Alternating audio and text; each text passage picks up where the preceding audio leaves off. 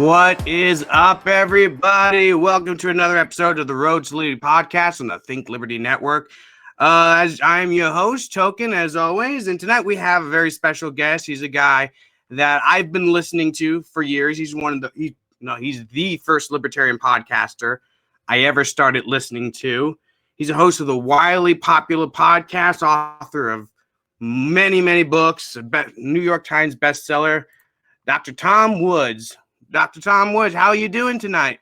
Doing very well. Thanks for having me.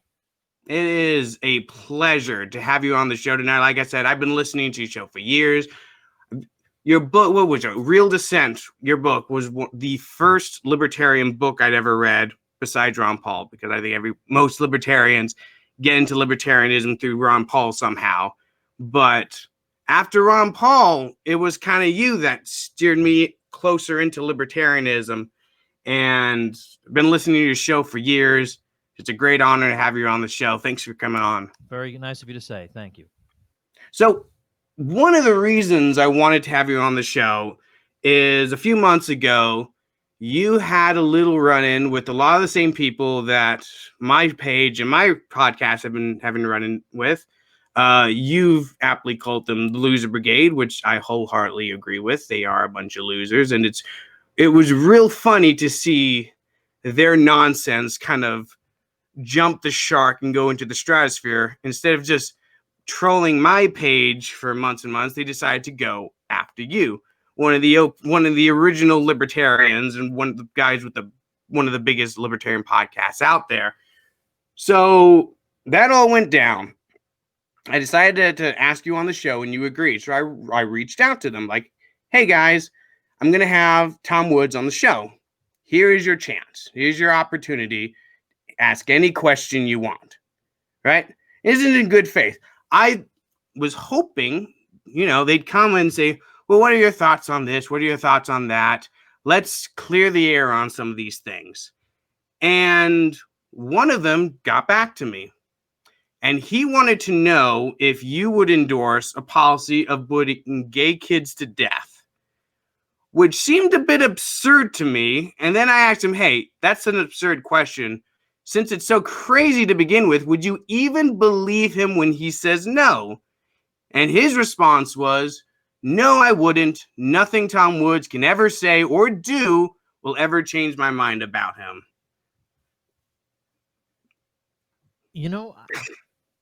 I've dealt with critics from across the spectrum over the years. Anybody who's opinionated does. But I have to say that is the single most deranged, utterly insane comment or question I have ever received in my entire career, spanning at least 25 years. I mean, so that's at least something. I mean, congratulations to that person. What could this... What thing that I have written or said in my entire life to anyone could possibly lead someone to make draw such a bizarre conclusion? Of course, the answer is nothing whatsoever. I don't know how to proceed. I mean, it's such a weird thing to ask him, but and then to follow it up with nothing he can ever say or do will ever change my mind about it. I mean, I was hoping for a good faith question. Yeah, you know what I mean? Right. So, I mean, maybe they're joking. I mean, like, maybe that's their way of joking. I mean, do you think maybe because no, I don't think they were joking. Serious with that, so maybe it's a joke. No, I don't think it was, because like I said, I know exactly the people you're talking about when you call out the Loser Brigade, because like I said, yeah. I've been having interactions with them for a very long time now. This one particular individual once called me the most detestable person he'd ever come across on the internet. So I guess I have you beat on that. Worse. I'm worse. You apparently, in his mind, you want to put gay kids to death, and I'm worse than that. So I don't know how much. Is his view that I believe in the non-aggression principle, except for this? I have this one exception: executing this one class of people. Other than that, I'm pretty good on price controls on milk, but I'm terrible on the executing innocent people question. Is that what he? So how did I don't even know what to say. I just won the Hayek Lifetime Achievement Award from the Hayek Institute and the Austrian Economic Center in Vienna. These are not satellites of the Mises Institute. These are people that have no connection with the Mises Institute. They have honored people who are not in my circles at all. I mean, I'm probably the only Mises Institute Misesian they've ever honored. You're telling me they honored me even though I also favor executing people for no reason who are perfectly innocent? I mean, it is so. In other words, what I was trying to say to these people is, if this crazy, bizarre monster figure you've built kindly old Tom Woods into is somehow honored by all these major outlets and praised by all these major libertarian figures and publishes with top publishing houses, then maybe libertarianism is hopeless. You know, I mean, if somebody who's as vile as I am generates such big crowds, such an informed and intelligent audience, I've had almost anybody, the whole who's who of people from the libertarian world on my program. I have endorsements from virtually all these people. I even have endorsements from scholarly left libertarians. If that many people endorse me, libertarianism is hopeless. Give up. Go do something else. Or maybe they have me wrong. Now, that's obviously the simpler. That would be the Occam's razor version of how to understand the situation, but they're not going to consider that. They're infallible. They could never be wrong. I mean, here's the thing about it. I know for a fact none of these people listen to the Tom Woods show. Oh my gosh, no! No, I know that is the fact. understatement of the year. They barely know I have a podcast. These people. They've never.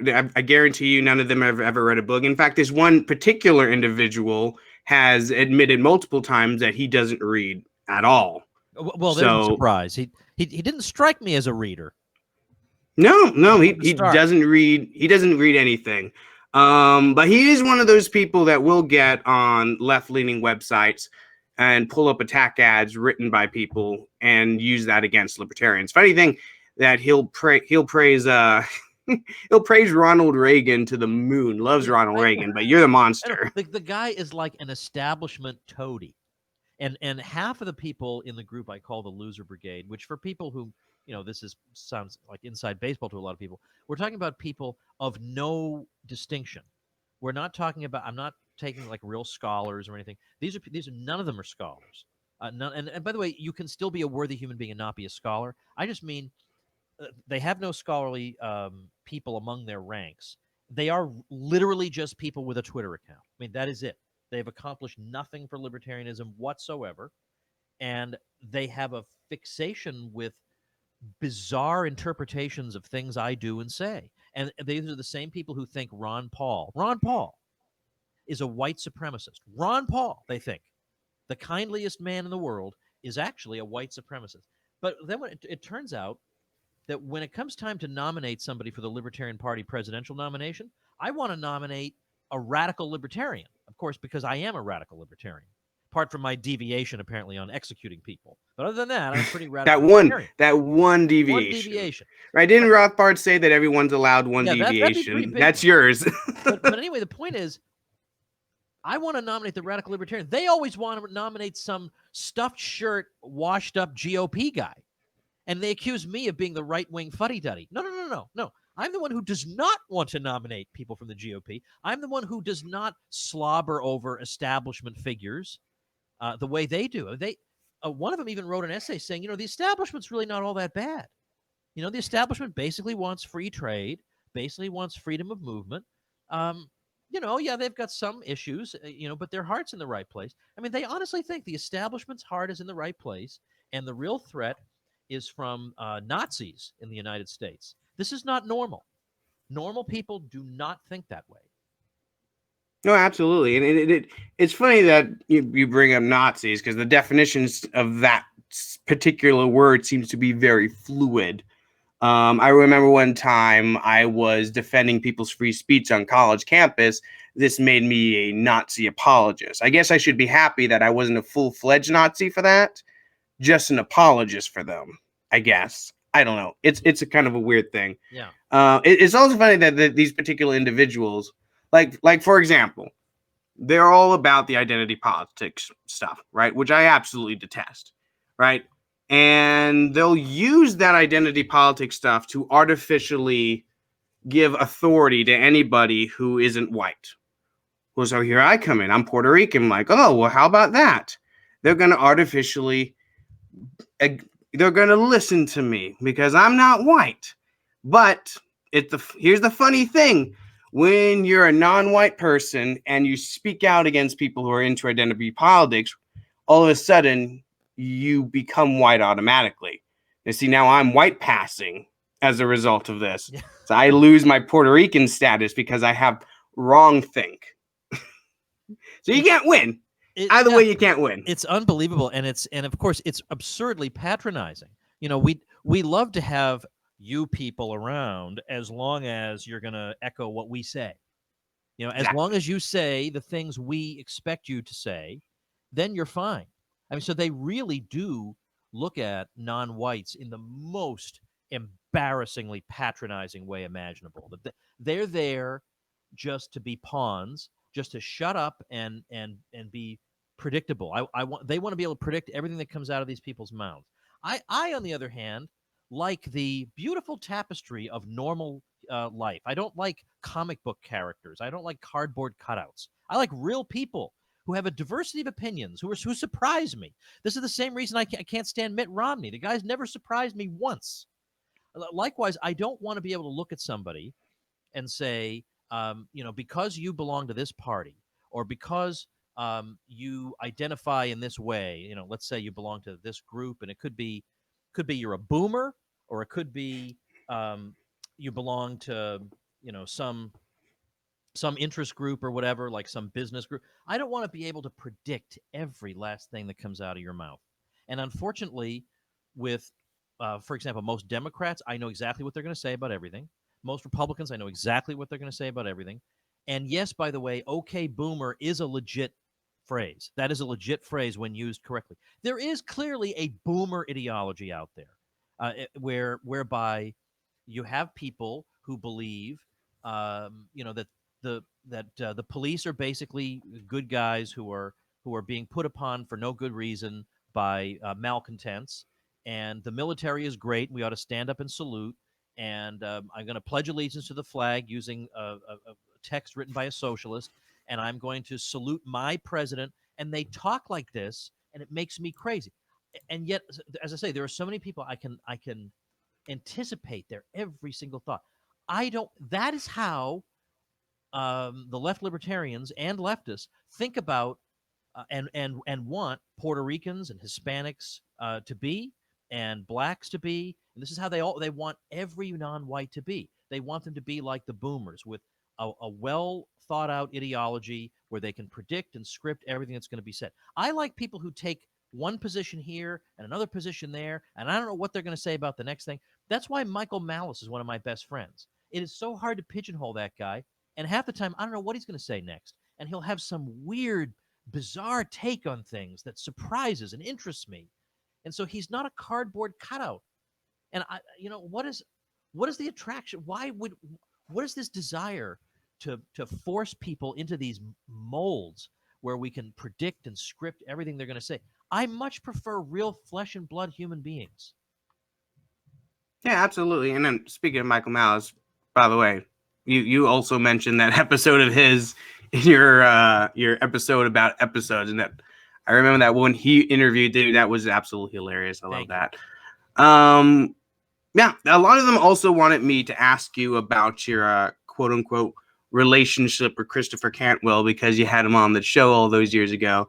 And it kind of struck me as funny because you do 5 podcasts a week. Almost all of them have a guest on, right? I do 1 guest a week. And I've already lost track of how many different people I've had on, what we talked about. Most of them, the only meaningful interaction we ever had was the podcast itself. And I'm sitting here thinking, man, if I have to account for just the few dozen guests I've had, everything they've ever said, and everything they ever will say in the future, like, man, if I have to account for every bad thing every one of them say, man, I'm going to come out looking like an absolute monster for that. Yeah. It seems to me to be a bit unfair. It's stupid. It's anti-intellectual. I've interviewed over 1,500 people on my show. This is totally stupid. I've had everybody from Ralph Nader to Ron Paul on my show, and everybody in between. And anybody who listens knows that it is a very intelligent program, and the people who listen to my program are a who's who of the libertarian world. Some of them won't admit it, but I know they listen. Okay. When it comes to Cantwell, the story there was, I think I don't know if we met in. I probably said hello. I was introduced to him probably around 2010 or 11 at something called Liberty Fest, New York City. They don't have it anymore, but it used to be a fun little event.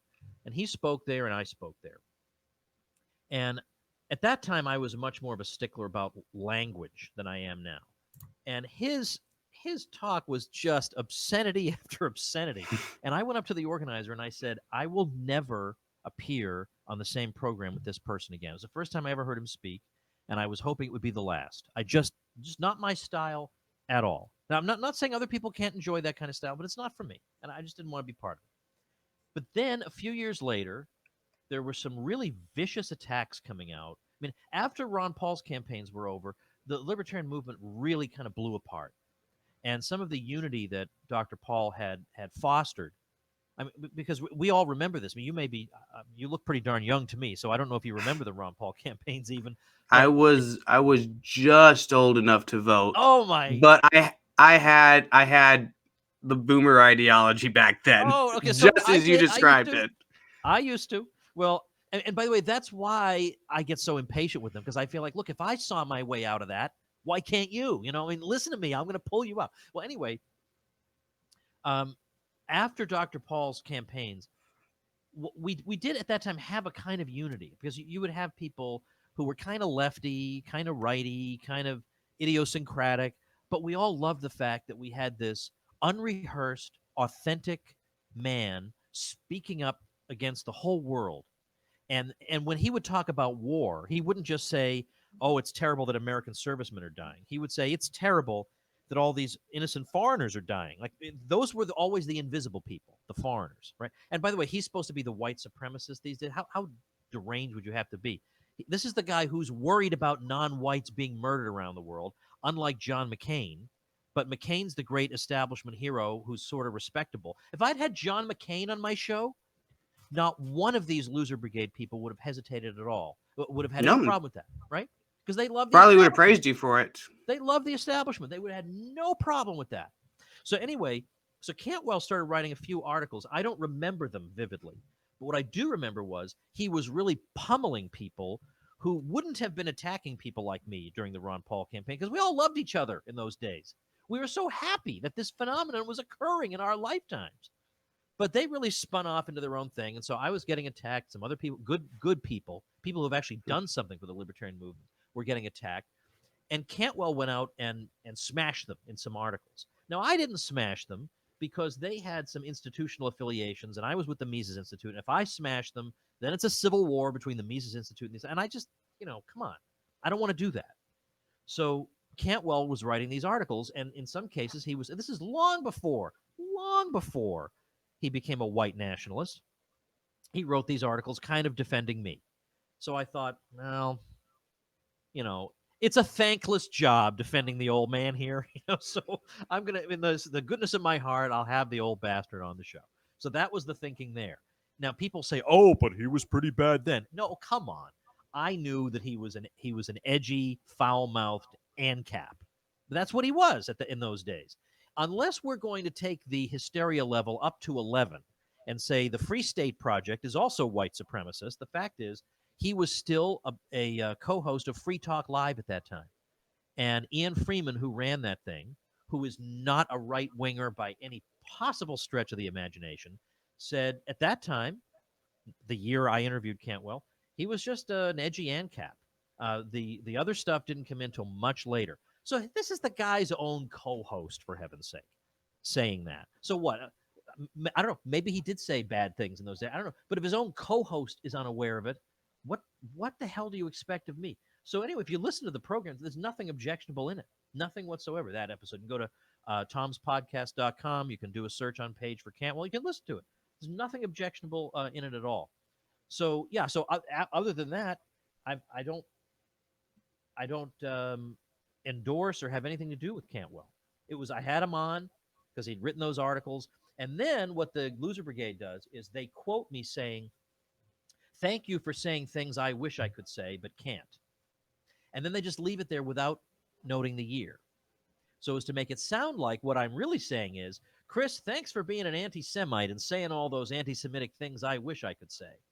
And then they say, "Oh, look at that terrible Woods." What I was actually saying was, "Thanks for writing these articles that if I were to write them, I would launch a civil war that I don't particularly want to take part in." And incidentally, this whole story makes no sense. Why would I say on the air, "Thanks for saying all those anti-Semitic things that I wish I could say"? That itself is an anti-Semitic thing. I wish I could say anti-Semitic things is an anti-Semitic thing. So, why would it benefit me to say, the story makes no sense, but it doesn't matter that it makes no sense. These people are about destroying people's reputations. That is why they exist. No reason other than that. It's certainly they don't exist to advance libertarianism. What have they done? Where are their articles? Where are their books? Where are their speeches? Where are the organizations they've started? What have they done? Where are the media appearances they've done? Which I've done hundreds and hundreds and hundreds of radio and television appearances promoting libertarianism. I've had best-selling books. I've been published by some of the most prestigious publishers in the world. I've done hundreds and hundreds of lessons for the Ron Paul homeschool curriculum to teach liberty to young people. What have these people done? Collectively, nothing. Nothing. Well, you'd be surprised to learn that homeschool curriculum is also theocratic and teaches Christian propaganda or something like that. But I mean, we already know for a fact that they haven't listened to it. They haven't read any of the materials. They have no idea what's in it, but they know what's in it. They just instinctually, they're just magical. Yeah, they just have magical abilities. So, the reason it was funny because they launched it was a simultaneous smear campaign, like all these different pages on the same exact day, launching all these different smears. It was kind of funny to watch because all the people that you would expect to do this, and it was all on the heels of the news that you were the number one recruiter for new members of the Libertarian Party. Funny that none of these people ever seemed to think you relevant enough to launch a simultaneous hit piece on multiple pages that people visit until you started making inroads in the LP and changing the kind of makeup of it. So why don't you tell me about how you joined the LP, what led to that, and how you've been able to bring so many new members into the party? Well, I joined because I just came to the conclusion that the party, for better or worse, exists, and it has the word libertarian in the name.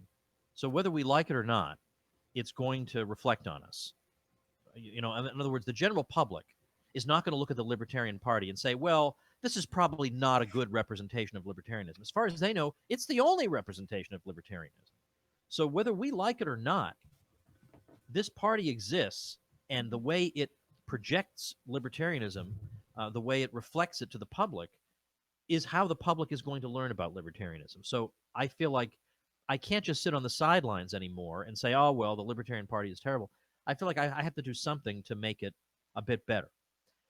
And also, I remember there was a fellow, he's deceased now, named Mark Allen Feldman, and he was a presidential candidate at the 2016 Libertarian Convention, and I was there in attendance because back before everyone suddenly discovered I was a Nazi, they invited me to address the National Convention of the Libertarian Party. Somebody should have been fired there, right? How'd you let this Nazi into the proceedings? I don't think any heads rolled. They're much too lenient in the Libertarian Party. So anyway, I gave my talk, and then I attended one of the debates. And in his closing statement, Mark Allen Feldman gave the most amazing poetic statement of all. And part of it was he was talking about all the different kinds of libertarians and how he's all of them at once. And one of them was these "get those petitions signed in the rain" libertarians. And that struck home with me because I thought the mundane work that libertarians have to do in the Libertarian Party, like to get ballot access and to work for their candidates, must be mind-numbing and difficult and frustrating and maddening. And yet there are libertarians out there doing this for free because they love the cause so much. And I thought, I just don't feel like I can sit on the sidelines anymore when there are all these people out there in the trenches doing the best they can, you know, and maybe I should just support the party that in principle I agree with the most and just let the chips fall where they may. That was what occurred to me. So I thought, I'm going to go ahead and join. And so I did. And I was welcomed by the National Libertarian Party Twitter account officially. It was very pleasant. And I've had very good relations with a lot of those people. Jess Mears and Dan Fishman, the executive director of the party, have been very friendly with me. I've spoken at many state Libertarian Party conventions. I've been invited to many more, but I can't go to all of them. So with the normal people, I get along very well because they remember me from the Ron Paul days, and it works out well. But what I want to do is try and see if we can bring in people who really, really are committed to libertarian ideas into the party, who might be frustrated with the kinds of nominees there have been, the kind of lackluster nominees where there just isn't that much energy. There's no intellectual curiosity. You ask them, how did you become a libertarian? They can barely answer the question. I mean, come on. I mean, I don't expect everybody to be a PhD, but could you at least have some zeal? Could you at least have some basic knowledge? Like look alive a little bit. Look alive, right? And be outraged at things. So I just want somebody who's going to go out there and defend libertarianism, come what may. So then Dave Smith joined in and started urging his people. Mark Clare from the Lions of Liberty podcast was urging his people. Jason Stapleton. Scott Horton, who's a hero. Again, to the normal people, Scott Horton is a hero. I'm told the Loser Brigade doesn't even like Scott Horton. I don't how you don't like Scott Horton is completely beyond me. The dude has one issue, and it's stop murdering brown people overseas. Yeah, and that's exactly. That's like his thing. Loser Brigade is the ones who supposedly care so much about brown people. Yeah, sure you do. Right. I mean, these are people who they can't run fast enough to open their arms to Bill Weld coming into the party in 2016.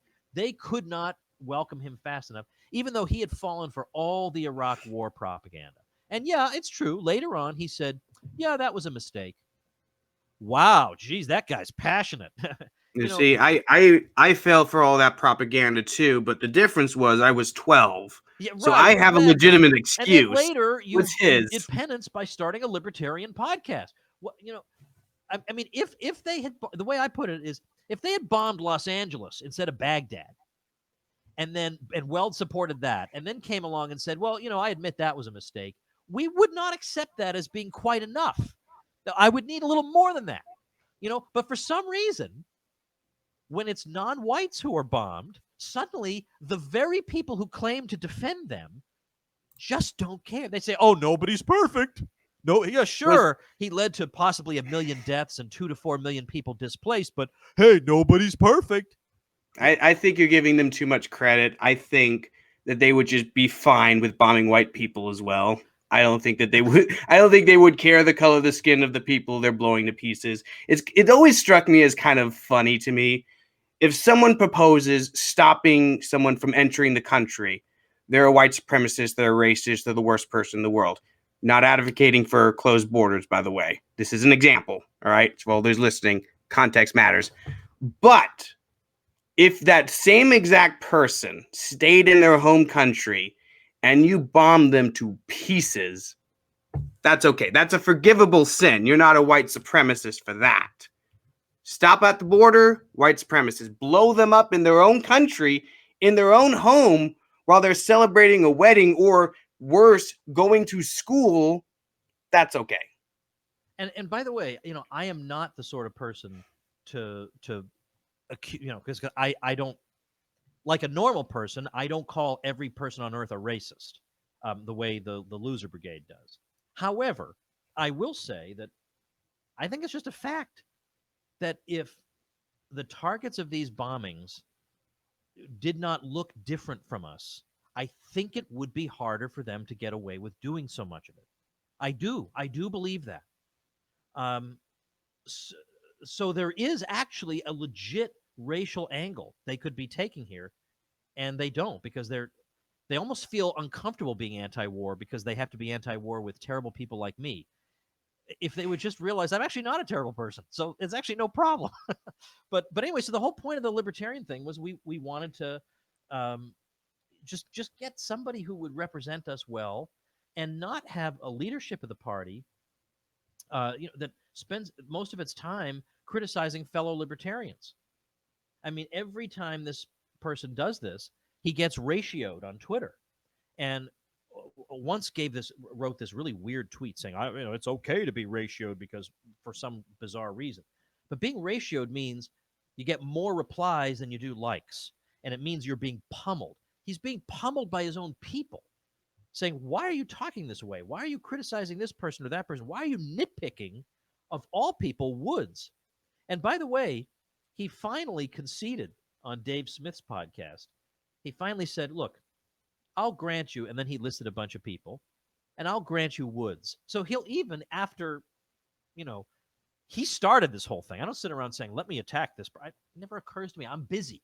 I'm actually producing things. I'm busy. He started this whole thing with me. And then finally, when push came to shove, said, well, I'll grant you Woods. Okay, well, thanks. A little bit later. A little bit late, I would say. I mean, in a way, I don't like even giving them this much attention, but at the same time, it's so much damn fun. It just is. It's fun because Yes, it's it one is. thing to be debating somebody who, like I've debated with a Wall Street Journal writer and an economist on whether we should have the Federal Reserve or not. Now that's fun because there I've got a couple of academics and we can really sink our teeth into a technical subject, and I love that. These people, it's so unbelievably stupid that you can just troll them and have fun and laugh the whole time. And not only that, I wrote a whole thing defending myself. Okay, now I don't need to defend myself against these idiots, right? Nobody's ever heard of them. And so they're all saying, oh, Woods is very thin-skinned. He wrote this long defense of himself. These people are so stupid. Remind me not to hire these people to be my marketers. Because the reason I wrote that long thing was, by the end, you're outraged at the way these people are treating me. By the end, you will do anything to stick it to these people. So at the end, I include my link to join the LP. And I keep 20% of that dough. I had a ton of people join because just for that. And so last month, I went on all expense paid vacation. I was down there in the Bahamas, and I paid for it with the money I made with that post at the expense of these people. Now, that's fun. That's more fun than any debate I ever did on the Fed. That's more fun than the debate I did with Michael Malice about Alexander Hamilton, because I made more money with this than I did on both of those put together. Dude, don't tell a guy in Nebraska in February about your vacation to the Bahamas. You're just making me sad right now. I paid my dues. I lived in Kansas for 6 years. Yeah, I suppose so. Kansas is worse than Nebraska. I will give you that. I did live in Florida for 6 years. It was pretty great, and then dumb me, had to move back up north where it snows. No, it's the other way around. What's the matter with you? You don't leave Florida. You move to Florida. Yeah, I know, dude. Don't remind me of bad decisions I've made. That's kind of the funny thing, though.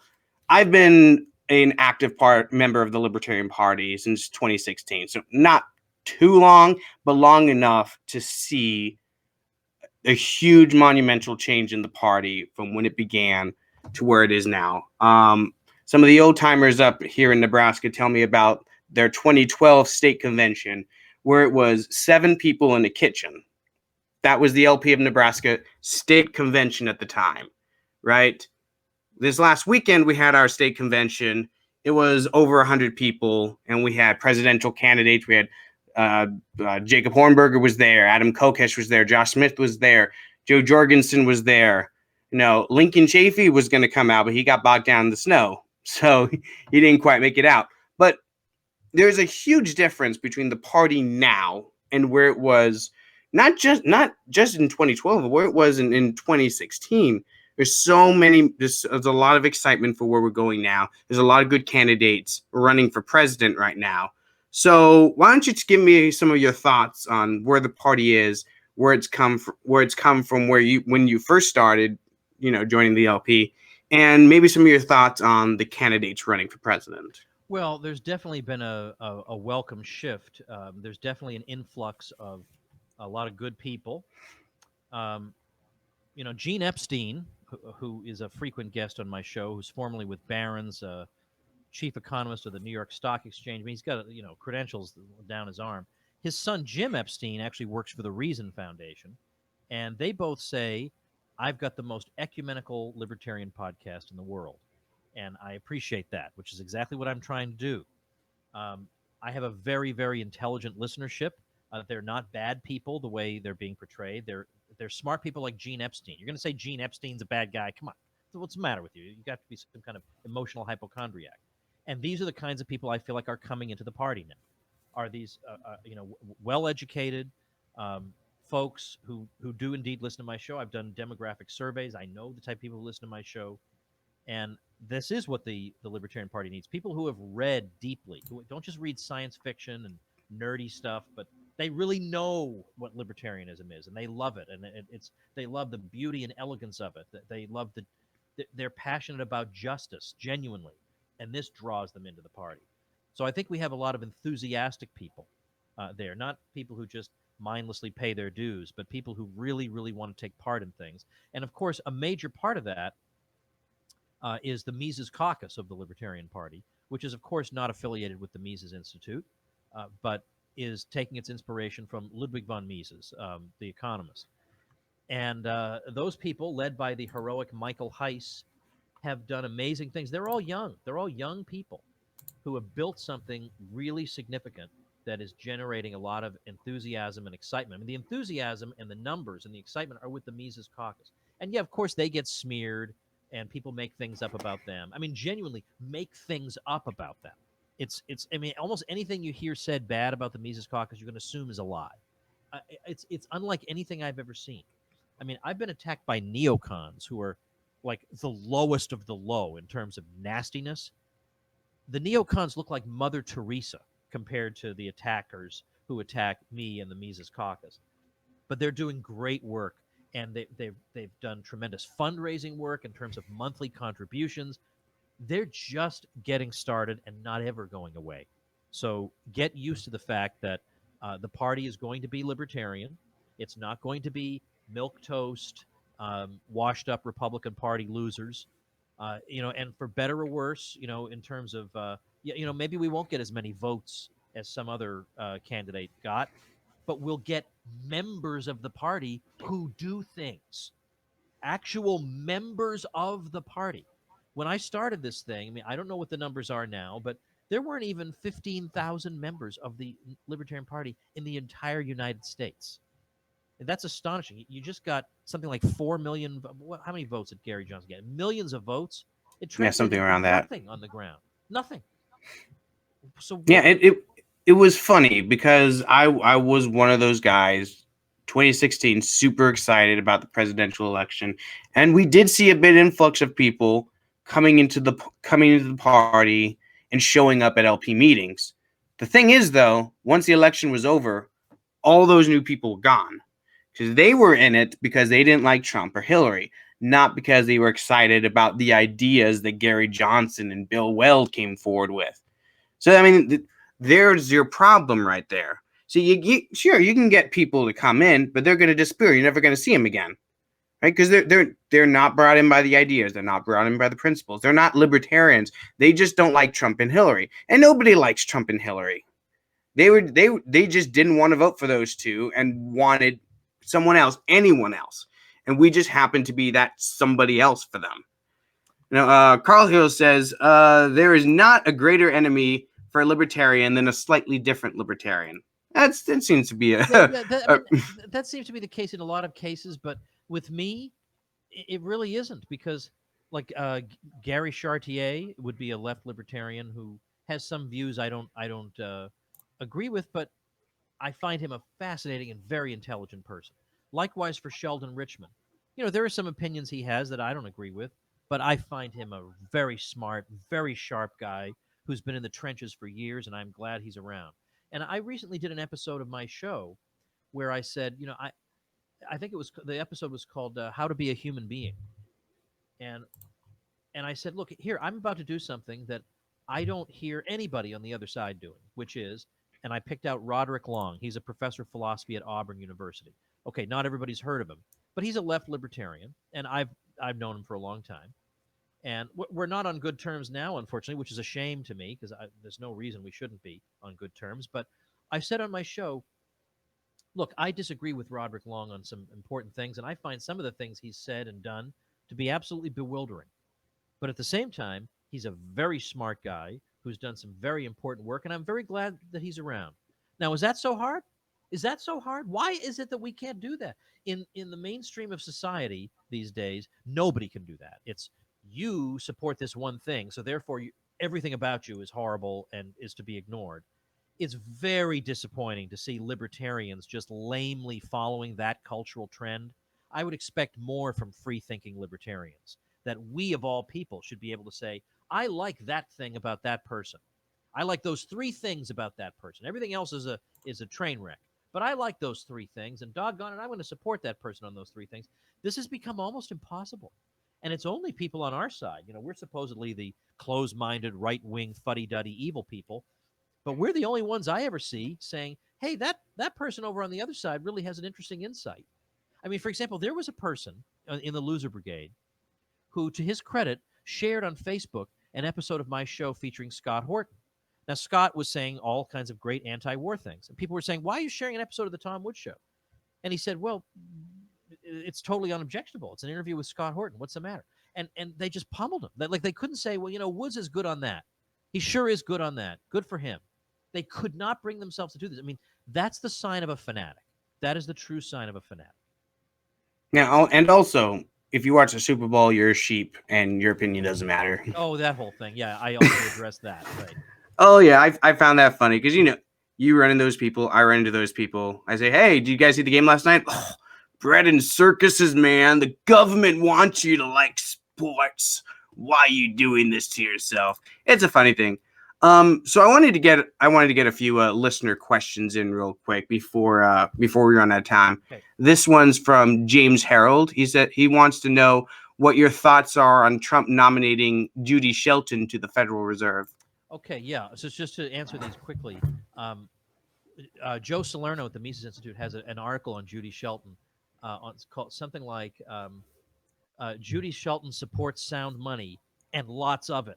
So, so she's better than some people, but to make a long story very short, she is not an Austrian, which doesn't make her bad. I mean, Thomas Sowell was not an Austrian economist, but I think he's one of the greats. Truly think he's one of the greats. But the problem with Judy Shelton is that she's a supply sider, and the supply siders tend to be kind of squishy when it comes to money. Like Steve Forbes is a great guy in some ways, but when you listen to what his gold standard would consist of, it's not my gold standard. So I would say that she's better than some, but go Google Judy Shelton Salerno and read what Joe has to say. All right, what else? Okay. From Trevor Riley. Do you think there's a singular point where more Americans began losing their idea of self-sufficiency, or do you think there's a better way to summarize the political culture war we find ourselves in? I'm not sure I understand the question. What do you think he's driving at there? I think what he's trying to drive at is, do you think there's a point in American history where this kind of rugged individual go-getter attitude of Americans had when did we went go away? from that to what we have now? Yeah, to dependency on government. Well, I'm afraid I don't have a particularly original take on this, but do you remember that movie? Was it Cinderella Man, the boxing movie? Yes. And in that movie, there's a boxer who receives welfare payments, and then later, when he becomes successful, he takes the money, he brings it to the welfare office, and he gives it back to them. Now, you would be viewed as the craziest SOB in the history of the world if you did that today. Like, keep the money.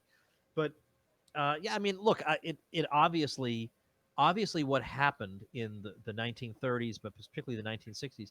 See, the 1960s, it was a deliberate cultural campaign to break down people's idea that there's something honorable about working. I mean, you can see this in some of the people, like the more radical people who were supporting the Great Society. And I write a little bit about this in the Politically Incorrect Guide to American History. They wanted to break down this idea that the guy down the street who works his tail off is somehow uniquely honorable. They really wanted to undermine that.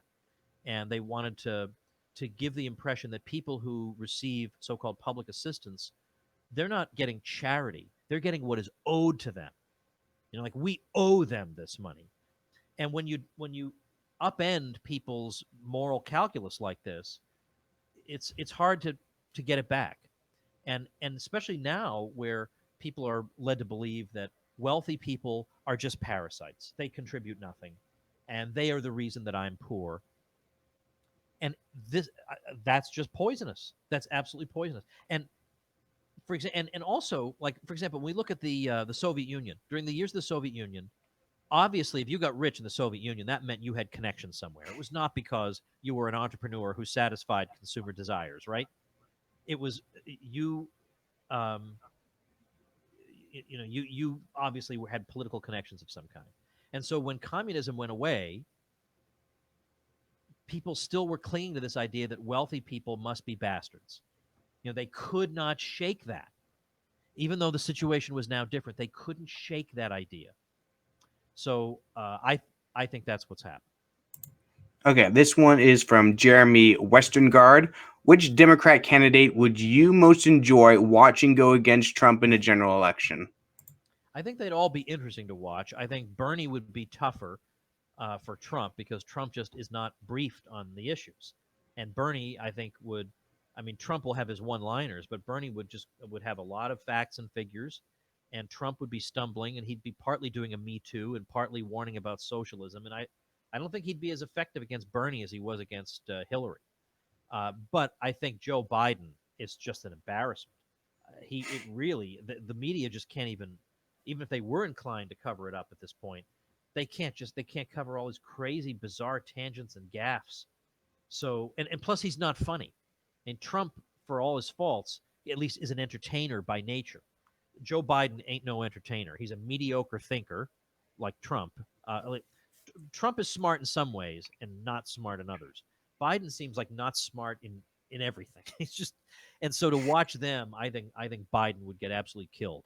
He is trying to go for the same demographic. I mean, Biden is trying to connect to blue collar workers, but Trump, I think, if he was smart, would just tar Biden with the most radical left ideas of the current Democratic Party, ideas that Biden himself clearly, in his heart of hearts, does not believe, and just keep tarring him with those over and over and over, and force him either to accept them or repudiate that wing of the party. And either one is a disaster for Biden.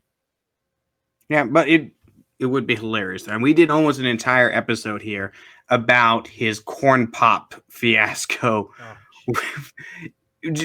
Him talking about how kids used to touch his hairy legs in the pool and jump on his lap. Like, it's just bizarre stuff that only a senile old man would go on about. That, to me, would be the most entertaining debate. Joe Biden versus Donald Trump. Last question here. Have you read Rand Paul's new book on socialism? And if so, what did you think about it? I haven't, but somebody I trust says it's not the typical breezy, fluff politician book. That it's a serious book. That it's really, really very good. So and it cites George Reisman a lot, because George Reisman is not very well known, but he was in Ayn Rand's circle for a number of years, and he's in his 80s now. He's very, very good as a proselytizer for capitalism. So that's good. That's good. Right. I Ayn Rand was one of those people whose books I really appreciated. Not perfect, obviously. She had a lot of funny ideas about non-political things, but like Atlas Shrugged, one of my favorite books of all time. A lot of her nonfiction books are really great. So that's it for our viewer questions. We're popping up on 50 minutes here. We got to wrap this up. So obviously you're the host of the Tom Wood Show. Why don't you tell us about your show, your website, how people can find more of your stuff? The show is 5 days a week. It's been going since September of 2013, so that's a long time. And I have my tagline is it has to do with becoming a smarter libertarian in just 30 minutes a day. And that's what I pledge to you, that after that 30 minutes, you've got a deeper understanding of something. You can hold your own in a discussion much more effectively just after that 30 minutes. and I vary it. Sometimes it's just me talking. A lot of times it's guests. It's major thinkers from the libertarian world on a wide array of topics. I look back. I'm very proud when I look back over the list of topics you'll find at tomspodcast.com. It's amazing to me that we've covered all those things. But the best way to keep in contact with me is to get one of my ebooks, because then I'll be able to write to you through my email list, which is notorious and loved by everyone. And again, anybody who's anybody subscribes to that email list, and I know who's on it. And I'm never ever disclose people who are on it, but there are people who would maybe wouldn't me to say, but they want to. So you do that by going over to my latest ebook is AOC is Wrong, The Upside Down World of Alexandria Ocasio-Cortez. So go to aocIsWrong.com. A domain name that I couldn't have been happier was available, aocIsWrong.com, and pick up that free ebook. You will enjoy it. All right. Thank you, Tom, for coming on the show. It was a great pleasure talking to you. Like I said, been a fan for years. It's awesome to finally get you on the show and have this conversation. So thank you again for coming on the show, man. Thanks for having me.